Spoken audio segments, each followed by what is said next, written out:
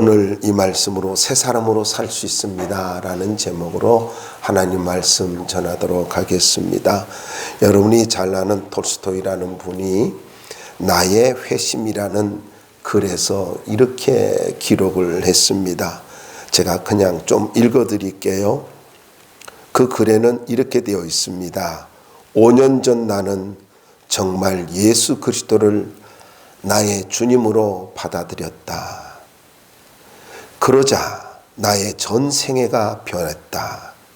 이전에 욕망하던 것을 욕망하지 않게 되고 오히려 이전에 구하지 않던 것들을 갈구하게 되었다. 이전에 좋게 보이던 것이 좋지 않게 보이고 대수롭지 않게 보이던 것들이 이제는 중요한 것으로 보이게 되었다. 나는 소위 행운의 무지개를 찾아다니며 살았는데 그 허무함을 알게 되었다. 거짓으로 나를 꾸미는 것이나 여인들과의 성생활이나 술 취해 기분 좋아하는 것이 더 이상 행복으로 간주할 수 없게 되었다. 여러분, 톨스토이의 이 고백은 종교인의 고백이 아닙니다. 러시아 종교회를 나가서 그냥 미사를 드리고 혹은 또 개신교를 나가서 예배를 드리고 그걸 말하는 게 아닙니다. 톨스토이의 이 고백은 나는 예수님을 진정으로 만났어.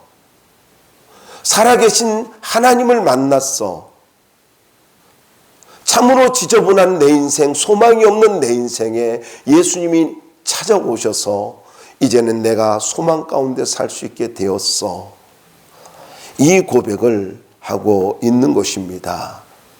그는 목적 없는 인생을 살았지만 예수님을 만나고 새로운 목적을 가지고 살아가는 인생이 되었다라고 고백하고 있는 것입니다. 그렇다면 여러분, 우리가 믿는 예수님과 톨스토이가 믿은 예수님과는 어떤 차이가 있을까요? 예수를 믿는다는 것은 주일날 1시간 예배 드리고 헌금하고 그것이라고 생각합니까? 주일을 예배 드리지 않으면 볼 받을 것 같은 그런 것입니까? 그저 와가지고 예배 드리면서 마음의 평안을 찾고 안식을 찾는 그러한 어떤 잠깐의 위로를 받는 그러한 요식 행위일까요? 신앙은 그것이 아닙니다. 잊지 마세요. 신앙은 생명입니다. 종교가 아니에요. 종교의 어떤 의식이 아니에요. 신앙이라고 하는 건 내가 가지고 있는 신앙, 예수를 믿는다는 것은 그것은 생명입니다. 그렇기 때문에 성장이 있어야 되고 변화가 있어야 돼요. 예수를 믿는 게 뭔 줄 아세요? 변화입니다. 그래서 믿음은 변화예요. 믿음은 변화가 없으면 그것은 죽은 거예요. 그건 올바른 게 아니고 건강한 것이 아니다라는 것입니다.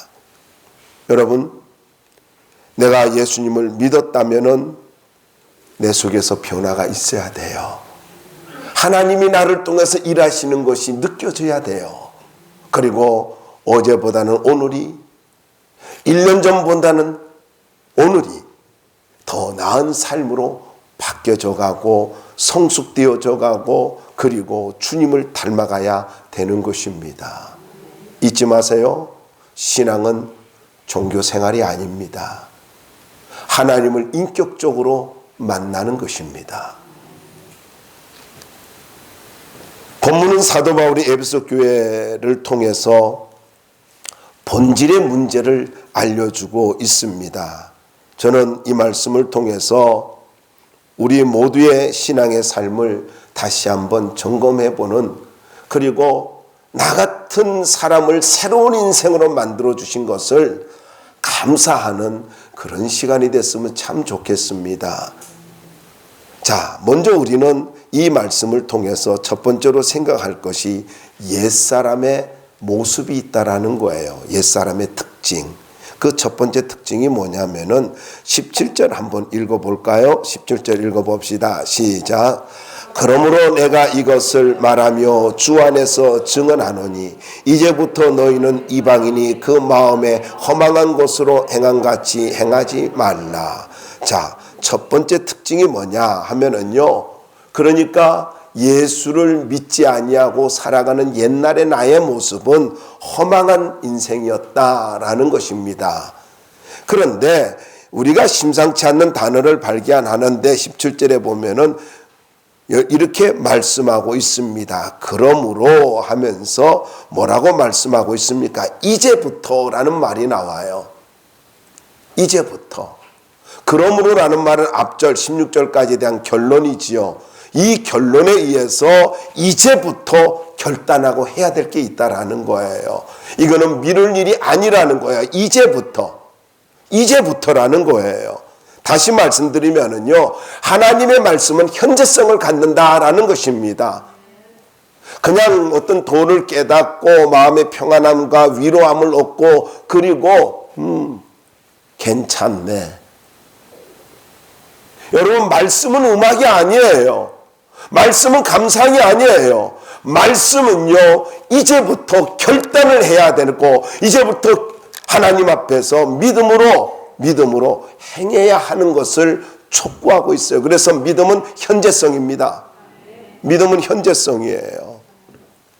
바로 지금부터예요. 그래서 말씀 들었으면 지금 결단하고 그렇게 살아야 된다라는 것입니다. 그래서 지금 내가 말씀을 듣고 결단하고 순종의 삶을 살아갈 때에 내 삶은 바뀌어지기 시작한다라는 것입니다. 어떻게 바뀌어져요? 여기 보니까 허망하게 살지 말래요. 다시 보세요. 거기 보면은 허망한 것으로 행한같이 행하지 말라. 그럼 이 허망이 뭘까요? 허망이라고 하는 말은, 이 말은 아무런 목적과 결과가 없는 것을 말합니다. 그러니까 목적과 결과가 없는 인생, 그냥 살아가는 인생. 더 쉽게 말씀드릴까요? 왜 살아? 그러면 그냥 살아. 모르겠어. 어떤 사람 제가 아주 오래전에 들었어요. 우리 윗세대가 만약 많은 그런 말도 했는데 그저 죽지 못해 산대요. 이게 얼마나 불행한 거예요.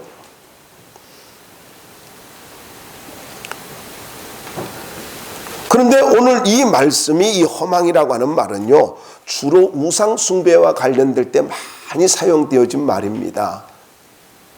그리고 오늘 이 말씀에서는요, 특별히 목적 없이, 결과가 없는, 목적 없는 이런 인생을 살지 말라는 거예요. 다시 말씀드리면은 목적 있는 인생을 살라라는 건데, 예수를 안 믿으면 목적이 없어요. 왜냐하면은 그냥 돈이 목적이에요. 더 비근하게 말씀을 드릴까요? 어느 청년이 자기가 30이 될 때까지 10억을 버는 거래요. 그게 자기 인생의 목적이래요. 목표고요. 근데 그 사람 뭘 모르는 거예요. TV에 나와서 이야기하는 걸 들었어요. 그런데 여러분, 목적과 목표는 다릅니다. 달라요. 목적은 가치라고 한다면은 목표는 비전이라고도 할 수 있어요. 어떤 일이라고 할 수 있어요. 그럼 물어봐요. 그게 이제 목적이라고 하고 목표라고 한다면은, 그게 10억이 목표고 목적이라고 한다면은, 그러면은 다 이뤘으니까 30대에 10억 벌었으면 인생 끝난 거 아니에요. 어떤 사람은 집이 목적이에요. 큰 집에서. 그럼 집 들어갔어. 아니, 그것도 아주 크게 펜트하우스 들어갔다 해봐요. 누가 그러더라고요. 뭐 우리 동네 사는 분이에요.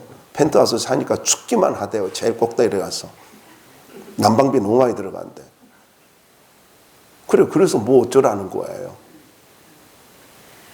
아무런 의미 없잖아요.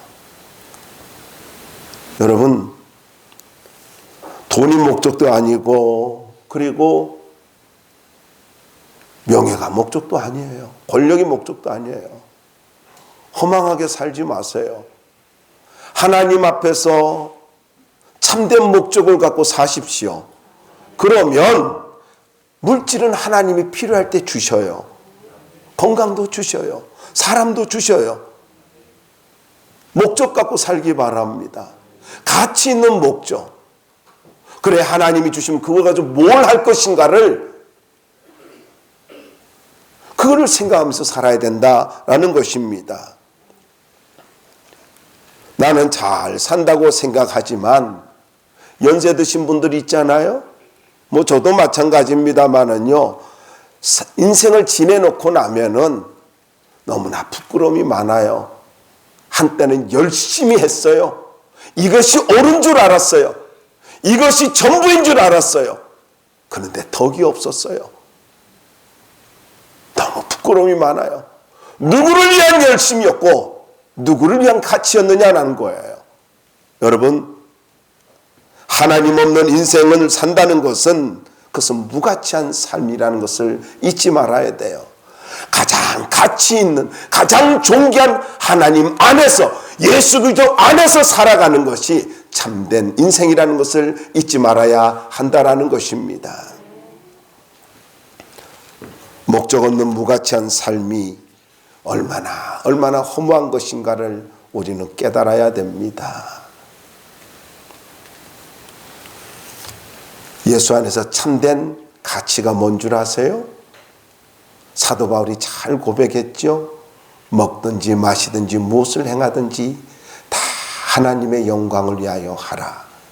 직장도 하나님 영광 위해서 들어가시고 사업도 하나님 영광 위해서 하시기 바랍니다.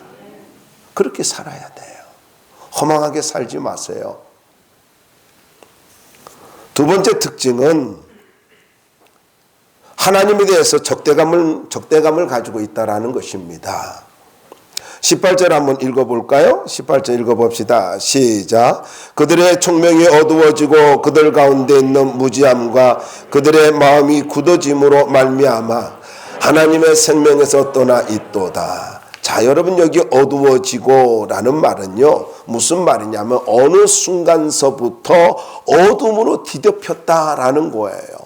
어둠으로 뒤덮였다. 우리 가끔 그러잖아요. 어디서부터 내 인생이 잘못됐지? 그러잖아요.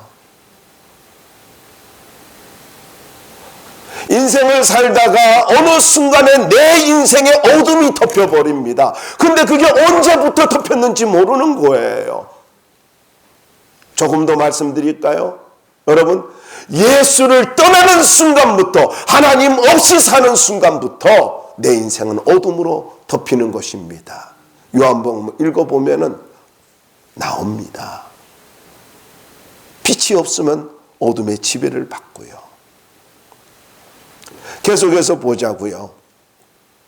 이렇게 어둠이 있으면은 진리를, 말씀을, 하나님의 뜻을 분별할 수가 없어요. 그래서 뭐라 말합니까? 무지하다라는 말이 나오잖아요. 이 무지함이라고 하는 말은요, 하나님 그냥 단순히 모른다 이 말이 아닙니다. 하나님을 인정하지 않으려는 완고한 마음에서 나오는 이성의 어두움이라 이렇게 이야기합니다. 이성의 어두움. 그냥 뭐 모른다는 것이 아니에요. 이성의 어두움. 이것도 어두움에 관한 거죠. 그 다음에 굳어짐이라는 말이 나오는데, 여러분이 이제 마음이 굳어짐으로 라는 말이 나오는데, 이 말은요, 단단하게 굳어진 껍질이라는 뜻이거든요. 그냥 무감각한 상태예요. 죄를 지면서도 죄인지 모르고 살아가고 자기가 뭐가 잘못된지도 모르고 살아가는 걸 말하고 있습니다. 그런데 중요한 말이 나옵니다. 하나님의 생명에서 떠나 있도다 할 때 이 떠났다라는 말이 무슨 말이냐면은 멀리하다, 정을 떼다, 친분관계를 끊다, 사이를 나쁘게 한다, 이런 여러 가지의 뜻이 있는데, 이 말이 주로 쓰이는 것은 어느 때냐면요, 하나님을 향해서 적대 감정을 갖고 있을 때 이 말을 사용하는 거예요. 적대감을 갖고. 예수 안 믿는 사람들 보세요. 정말 어떤 사람은 정말 착한 사람도 있습니다만은요, 악한 인간이 있습니다. 악한 인간이 있어요. 예수 이야기만 나오면은, 하나님 이야기만 나오면 그렇게 악한 반응이 나와요. 적대감이 나와요.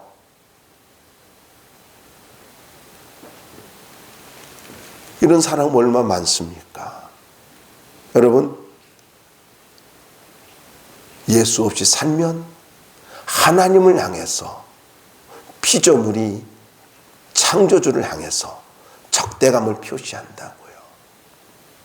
그런데 얼마나 우리의 믿음이 이기적인가 보세요. 내가 마음 상하는 일이 있고 내가 기도 응답이 안 되는 일이 있어요. 그러면 이야기해요. 하나님 살아계신다면 어떻게 이룰 수 있냐고. 저한테 그런 상담을 하더라고요. 목사님, 하나님이 살아계신다면 어떻게 이룰 수 있죠? 그러길래요. 제가 뭐라 했겠어요? 제가요, 그때는 좀 젊었어요. 저도 할 말이 없네요. 얼마나 힘드셔요. 막 이래야 되잖아요. 근데 제가 그렇게 안 했어요. 지금 회개합니다. 왜냐하면 이렇게 했어요. 하나님이 살아계시니까 그렇게 하는 거예요. 뭘 똑바로 살았다고? 내가 그랬잖아요. 나도 참 나빴죠. 미숙한 거죠. 미숙한 거. 근데 사실이지만은 그렇게 하면 안 되잖아요. 그죠? 아유, 그래요. 기도 응답이 안 돼서 얼마나 힘드셔요. 아유, 생각만 해도. 저도 마음이 아픈데 본인은 얼마나 마음이 아프겠습니까? 뭐 이래야 되는데 이게 덕이 없어가지고는 제가. 근데 이성만 발달돼가지고. 그래가지고는 그랬지 뭐예요. 그리고는 그 사람 나한테 다시는 상담 안 했습니다. 여러분, 하나님을 향해서 적대 감정을 갖는 것, 이것이 하나님 없이 사는 사람의 모습이에요. 세 번째 특징은요, 감각이 없습니다. 19절 말씀을 보시면은 한번 또 19절도 읽어볼까요? 19절 한번 읽어봅시다. 19절 시작. 그들이 감각 없는 자가 되어 자신을 방탕에 방임하여 모든 더러운 것을 욕심으로 행하되. 세 번째 특징은 감각이 없대요. 여기 감각이 없다라는 말은요, 고통을 느끼지 못한다라는 뜻입니다. 여러분, 이게 거의 이렇게 이야기할 수 있어요. 나병과 같은 거예요. 나병에 걸리면 감각이 없잖아요. 죄는 나병과 같은 거예요. 감각이 없어요. 그래서 살이 되어도 몰라요. 뜨거움을 못 느끼니까. 여러분, 무엇을 이야기하고 있습니까? 양심의 가책도 없고 그 느끼지도 못하고 점점 도덕적으로 둔해지는 거예요.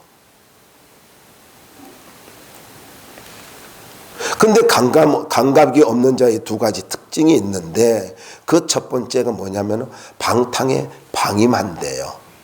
방탕에 방임한다. 이 방임한다라는 말이 무슨 말이냐면 던져버린다는 거예요.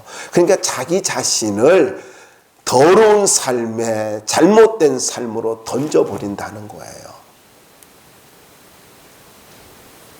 이렇게 여러분 이해를 하면 어떨까요? 요거를 조금 설명이 필요한데, 어떻게 내 자신을 가지고 던지는 걸까요?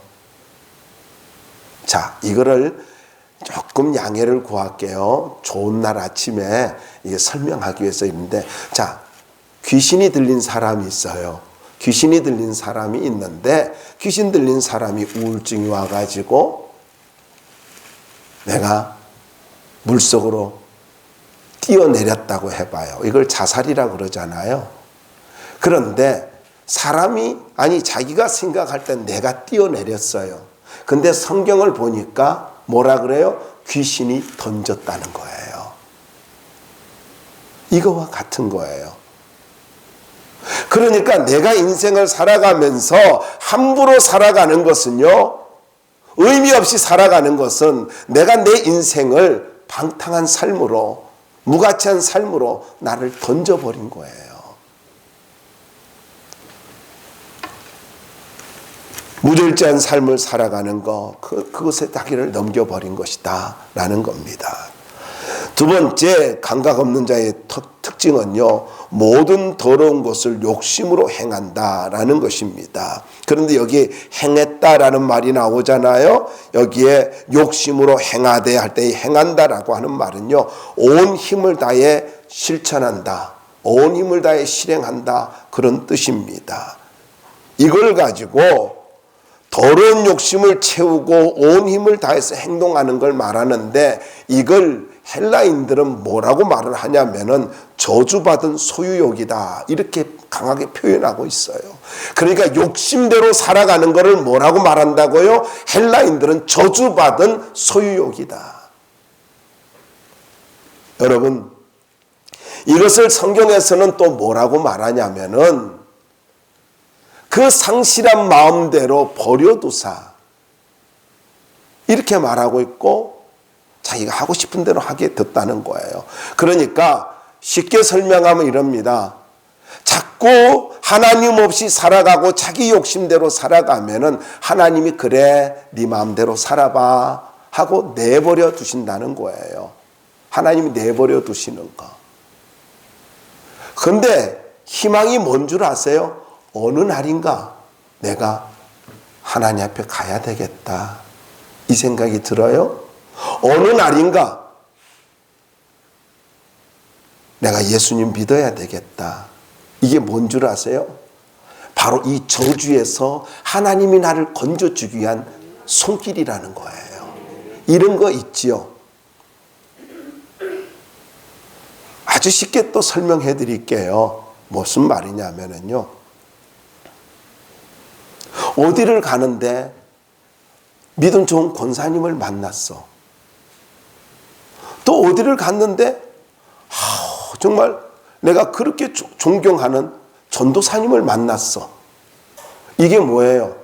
너 이제 그렇게 살지 말고 하나님께 돌아와 하는 하나님의 손길이에요. 저는 그래서 가끔 설교 준비 끝나면은요, 이렇게 이 동네를 잘 돌아다녀요. 나 만나고 돌아와라 하고. 근데 신기한 건요, 만나요. 만나요. 뭐 누구라고 이야기 안 하지만은요, 우리 집사람하고 내가 밥을 먹고 운동하려고 산책을 갔어요. 산책을 갔는데 그 시간에 잘 안 가요. 그런데 갔는데 그 시간에 하필 또 누가 자기도 운동하려고 나왔더라고요. 그 하나님 부르신 거예요. 안생하지 말고 나오셔야 돼. 근데 오늘 나왔어. 할렐루야. 누군지 본인은 알아. 여러분, 하나님께 버림받으면 저주받은 인생입니다. 내 생각대로 내 욕심대로 살아가는 그 저주받은 인생이에요. 우리 어떻게 살아야 됩니까? 예수 안에서 살아야 되고 소망 가운데 살아야 되지 않습니까? 그래서 예수 믿어야 되는 거예요. 자, 두 번째로는 그러면 새로운 사람의 특징, 새 사람의 특징이 뭐냐? 20절과 21절 말씀에 보면은 정말로 내가 예수를 만난 사람이라고 한다면은, 그러니까 예수 없는 믿음 없는 사람의 특징과 그리고 예수 믿는 사람의 특징을 지금 비교하고 있는 거예요. 자, 여러분 20절 21절 말씀에 보면 특별히 20절에 이런 말씀이 있잖아요. 오직 너희는 그리스도를 그같이 배우지 아니하였느니라. 무슨 말입니까? 이 말은요, 정말 예수 믿은 사람은요, 말씀을 배우는 사람이라는 거예요. 말씀을 배우는 사람. 그러니까 이 말은 사도 바울이 에베소 교회 성도들에게, 야, 너희들 그렇게 안 배웠잖아. 너희들 제대로 배웠잖아. 배운 대로 실천하라, 이 말입니다. 배운 대로 살아라, 이 말이에요. 여기 배우다라는 말은요, 단순히 학습하는 걸 이야기하는 건 아닙니다. 어떤 지적 충족을 이야기하는 것이 아닙니다. 종이나 제자가 되어서 철저하게 훈련을 받는 걸 말하고 있습니다. 그래서 예수 믿으면 어떻게 해야 되느냐? 여러분, 예수 믿으면 말씀 배워야 돼요. 예수 믿으면은요, 예수님께서 그랬잖아요. 너희는 모든 족속으로 제자를 삼아, 모든 민족으로 제자를 삼아 아버지와 아들과 성령의 이름으로 세례를 주고 내가 너에게 분부한 모든 것을 가르쳐 지키게 하라. 가르치면 교육이라고 한다면은 지키게 한다는 것은 훈련이에요. 아는 것을 반복해 하는 거예요. 나 그거 알아. 아니에요. 삶으로 나와야 이게 된다라는 거예요. 더 간단하게 말하면 이거예요. 예수 닮아가는 삶을 살아야 된다. 그러기 위해서 늘 말씀을 배워야 된다라는 것입니다.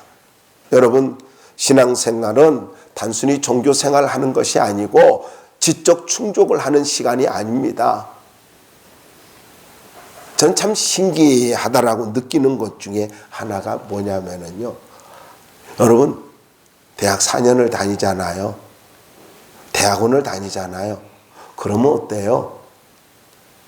지성이 발달되잖아요. 그런데요, 하나님 말씀은 10년이 들어도 지성이 발달되질 않고 사람이 잘 변화되질 않아요. 어쩌면 그렇게 안 변화될까요? 저는요, 용서하십시오. 저는요, 젊을 때에 정말 뜨겁게 설교하고 그래가지고는요, 제가 설교하면 다 뒤집어질 줄 알았어요. 그래서 제가 목회를 해보니까 사람이 뒤집어지지 않고 내가 뒤집어지더라고. 하도 안 뒤집어지니까 내가 뒤집어지더라. 하나님 죄송합니다. 제가 잘못했습니다. 착각하고 살았습니다. 그래 요즘 내가 뒤집어지고 있어요. 신앙이 뭔 줄 아세요? 예수님 배우며 예수님 닮아가는 거예요. 옛날에 하고 막 이렇게 화를 잘 냈던 사람이 예수 믿고 나서는요, 예수 말씀 배우고 그러면서 점점 더 인격이 성숙해 가는 거예요. 변화되는 거예요. 그래서 이렇게 보면 사람들이 저한테 그래, 목사님 어떻게 예수 믿는 사람이 저럴 수 있어요? 그런 이야기도 들은 적이 있어요. 그래가지고 제가 그랬어요. 뭐라고 했냐면요, 그 사람 예수 안 믿었으면 이보다 더 했을 거예요. 예수 믿으니까 이 정도 된 거예요. 그거 이해하셔. 그랬어요.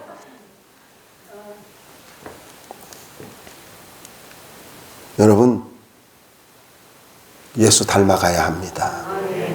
21절 한번 읽어볼까요? 21절 읽어봅시다. 시작. 예수 안에 있는 것 같이 너희가 참으로 그에게서 듣고 또한 그 안에서 가르침을 받을진대. 자, 진리가 예수 안에 있는 것 같이. 그러니까 진리의 현주소는 예수라는 거예요. 진리의 현주소가 뭐라고요? 예수예요. 그러니까 예수를 떠나서는, 예수님을 떠나서는 절대로 진리를 알 수가 없다라는 거예요. 진리를 알기를 원해요. 참으로 내 인생을 변화시켜 주실 말씀을 제대로 알기 원해요. 예수 안에 있어야 되는 거예요. 예수 알아가면, 그래서 사도 바울은요, 예수를 알아가는 것이 가장 고상한 지식인 것을 알고 세상의 모든 지식 다 분토와 같이 버렸다라고 말하고 있지 않습니까? 여러분, 예수 안에서 말씀 배우고 예수 안에서 변화될 수 있기를 바랍니다. 예수 닮아가야 돼요. 이게 건강한 삶이고, 이게 정상적인 신앙생활이고, 이렇게 할 때 영적으로 성숙해 갈 수가 있고 아름다운 인생을 살아갈 수가 있는 것입니다. 두 번째로 세 사람의 특징은 옛습관을 버린다라는 것입니다. 22절 읽어봅시다. 시작. 너희는 유혹의 욕심을 따라 썩어져가는 구습을 따르는 옛사람을 벗어버리고, 여기 썩어져간다라는 말은요, 부패시키다, 타락시키다, 멸망시키다라는 말이 현재 수동태입니다. 그리고 구습이라고 하는 말은 옛날 생활 방식, 예전의 행실이라는 뜻인데, 그러니까 나를 타락시키고 나를 가지고 죽이려고 하는 그러니까 나를 점점 더 안 좋게 만들어가는 옛날 모든 모습들, 그걸 가지고 벗어버리래요. 근데 이 벗어버린다라는 말이요, 이게 옛사람을 벗어버리고 라고 했잖아요. 벗어버린다라는 말이 무슨 말이냐면요, 지속적으로 낡은 옷을 벗어버리듯이 지속적으로 벗어버리는 거예요. 지속적으로. 그냥 한 번 벗고 마는 게 아니라 지속적으로 벗어버리는 거예요. 가끔 보면요, 어떤 사람이 옷을 가지고 벗는데, 그러니까 그렇게도 많이 입었을까? TV에 나온 거 이야기하는 거예요. 정상적인 사람은 그렇게 안 입겠죠.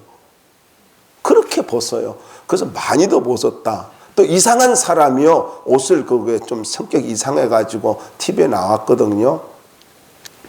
그런데 그렇게 옷을 많이 입었어요. 제가 보니까 미친 사람일수록 많이 입더라고요. 조금 정신이 건강하지 않을수록.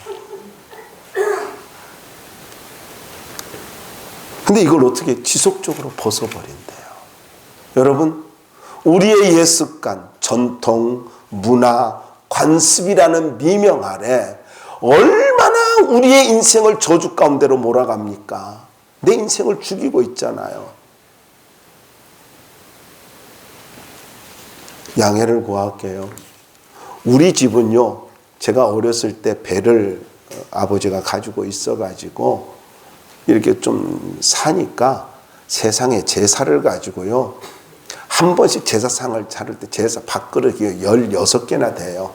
근데 제가 들었어요. 누군지 모른대요. 줘서 가져왔대요. 그렇게 참 16개의 귀신을 섬기다가 쫄딱 망했어요. 인생 망치고 가정 망쳐요. 여러분, 그게 관습이라고 제사가요? 누가 그래요? 그게 인생을 행복해져요? 행복하게 만들어줘요? 정신 차리세요. 고린도서를 보세요. 제사하는 것은 귀신과 교제하는 거라 그랬어요. 다르게 말할까요? 집안에 귀신을 불러들이는 것이 제사예요. 그것도 모르고 하는 거예요. 이런 거 벗어버려야 돼요. 잘못된 습관 벗어버려야 됩니다. 안 좋은 습관 벗어버려야 됩니다. 안 좋은 성격도 하나님 앞에서 계속 옷을 벗듯이 벗어버려야 되는 거예요. 혈기를 내고 있어요. 온유한 사람은 자꾸 옷을 갈아입어야 되는 거예요. 거짓말하고 있어요. 여러분, 거짓이 얼마나 무서운 줄 알아야 돼요. 인생을 더 힘들게 만드는 게 거짓이에요. 왜요? 신용 잃어버리니까. 교회에 있으면 말씀드릴게요. 요쯤 합시다. 그거. 23절, 24절 말씀 보자고요. 23절 말씀에 보면 23절 한번 읽어볼까요? 23절 한번 읽어봅시다. 시작. 24절까지 갈 줄 알았어요. 워낙 짧아가지고. 오직 너희의 심령이 새롭게 되어. 여기 새롭게 되어라는 말은 다시 새롭게 한다, 이런 뜻이에요. 다시 새롭게 한다. 그러니까 예수를 믿으면 우리는 다시 새롭게 되어졌다라는 것입니다. 그런데 이 말이 무슨 말이냐면요, 어느 한순간 새로워지고 끝나는 것이 아니라 계속적으로 새로워지는 걸 말해요. 그러니까 변한 거예요. 여러분, 내가 예수 믿으면요, 하나님께서 성령을 통해서 날마다 우리를 새롭게 만들어 가시는 거예요. 새롭게 만들어 가는 거예요. 그래서 믿음은 변하다라고 이야기하는 것입니다. 생명을 가졌기 때문에 퇴보할 수 없어요. 멈출 수 없어요. 절대로 퇴보하거나 멈출 수가 없다라는 것입니다. 날마다 계속 성장하고 변화되고 예수님을 닮아가는 삶, 이것이 우리의 삶이다라는 것입니다. 그런데 봐봐요. 우리는 어때요? 연약하잖아요. 넘어지잖아요. 그리고 부끄러움이 많잖아요. 그럼에도 불구하고 어때요? 하나님은 나의 부끄러움과 연약함이 많음에도 불구하고 내가 알고 있어. 너가 어떤 부분이 힘든 거 내가 알고 있어. 어떤 부분이 연약한지 알고 있어. 그런데 성령의 충만함을 받아봐. 그럼 달라질 수 있어. 그래서 명령이 뭐예요? 성령의 충만을 받으라. 그런데 성령의 역사는요, 은사를 주기도 하고 열매를 주기도 해요. 은사 주고 열매 줘요. 그런데 열매를 가지고 여러분이 좀 생각해 보세요. 성령의 9가지 열매는 다 인격적인 겁니다. 인격이에요. 근데 여러분, 이 인격이 언제 필요해요? 인간관계에서 필요해요. 인격이 뭐 혼자 있는데 혼자서 소리를 지르든지 뭐 발광을 하든지 뭐 혼자 있는데 누가 알 게 뭐예요? 모르잖아요. 그런데 인격은요, 혼자서 뭐 온유하고 혼자서 이렇게 사랑이 많고 그런 의미가 아니에요. 혼자서 절제하고 아니에요. 그 인격은 언제 필요해요? 인간관계에서 필요한 거예요.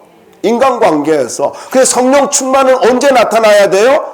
언제요? 인격이 바로 이게 인간관계 속에서 나타나는 거예요. 그래서 여러분 신앙생활 할 때 교회 안에서 뭐가 나와야 돼요? 인격이 나와야 돼요. 기분 나쁘다고 해서 기분 나빠! 그러면은 그건 인격이 아니지요. 그럴 수도 있지. 얼마나 힘들어. 인격이 나오는 게 이게 뭐라고요? 성령의 열매예요. 잊지 마십시오. 여기에 새 사람이라고 하는 말이 참 재미있습니다. 24절을 한번 봐봐. 24절 한번 읽어봅시다. 24절 시작.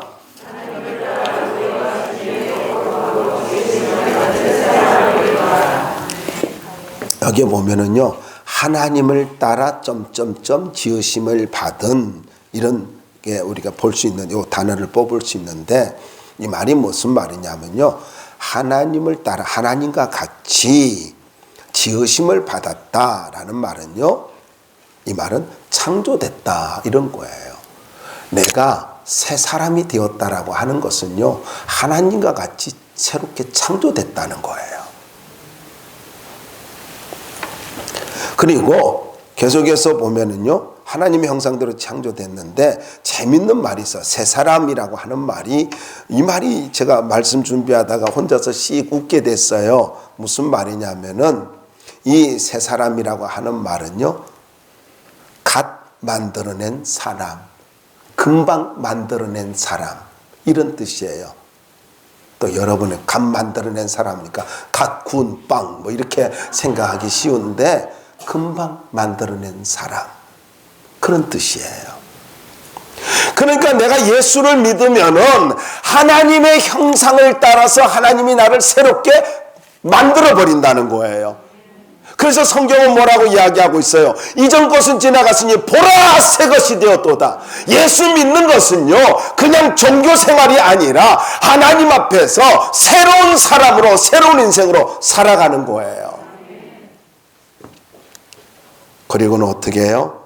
의와 진리의 거룩함으로 라는 말이 있잖아요. 그러니까 이 말은 문자적으로 하면 이 말이 진리로부터 나온 의와 거룩함이라는 뜻이에요. 그러니까 말씀을 통해서 내가 의로운 삶을 살고 거룩한 삶을 산다 하는 건데, 여기 의라고 하는 말은 하나님과의 바른 관계, 하나님과 충돌하지 않고 조화를 이루는 상태라는 뜻이에요. 그러니까 말씀을 통해서 하나님과 조화로운 인생을 살고, 거룩함이라는 말이 나오잖아요. 이거는요, 성결과 경건한 삶을 말하는 거예요. 거룩함, 성결하고 경건하게 살아가는 겁니다. 그러니까 쉽게 말씀드리면 이겁니다. 내가 예수를 믿는 순간 말씀으로 말미암아 내가 새 사람이 되었고, 그리고 더 나아가서 하나님과 조화를 이루는 삶을 살고, 그리고 구별된 삶을 산다, 가치 있는 인생을 산다라는 것입니다. 여러분, 예수 믿으면요, 조화로운 인생이 됩니다. 적대감을 가진 인생이 아니라 조화로운 인생이 되는 거예요. 그래서 정말 예수 믿나요? 조화로운 인생이 되어야 합니다. 타협하는 인생이 아니고요, 하모니를 이루는 인생, 조화를 이루는 인생이 돼야 돼요. 근데 참 신기하죠? 기도 열심히 하고 가면 집에 가서 성질 내는 권사님들이 계셔요. 그 기도 조금 덜해서 그래. 말씀 마무리할게요. 우리는 예수를 믿는 순간 새 사람이 되었습니다. 어떻게 살아야 돼요? 말씀으로 살아야 되고 성령으로 살아야 됩니다. 그럴 때 진정한 행복을 누리며 살아갈 수가 있고 꿈을 이루며 살 수가 있습니다.